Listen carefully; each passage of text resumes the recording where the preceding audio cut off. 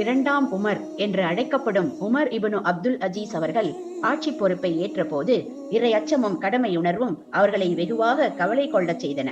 பெரும்பாலான நேரங்களில் கன்னத்தில் கண்ணீர் வழிந்தோடும் நிலையில் இருந்தார்கள். ஒரு நாள் அவரின் மனைவி ஃபாத்திமா கேட்டார், உயர்ந்த பதவியில் இருக்கிறீர்கள், எல்லோரும் உங்களை வாழ்த்திக் கொண்டல்லவா இருக்கிறார்கள், உங்களுக்கு என்ன கவலை என்று. ஃபாத்திமாவே, நான் ஆட்சி பொறுப்பில் இருக்கும் இந்த நேரத்தில் எளியவர், பசித்தவர், அனாதை, நோயுற்றவர், முதியோர் என்று எத்தனை பேர் துன்பத்திற்கும் துயரத்திற்கும் ஆளாகி இருக்கிறார்களோ, நாளை மறுமையில் இதனை பற்றி நான் விசாரிக்கப்படும் போது அல்லாஹுவின் தீர்ப்பு எனக்கு பாதகமானால் இந்த நினைவுதான் என்னை அழவைக்கிறது என்றார்கள்.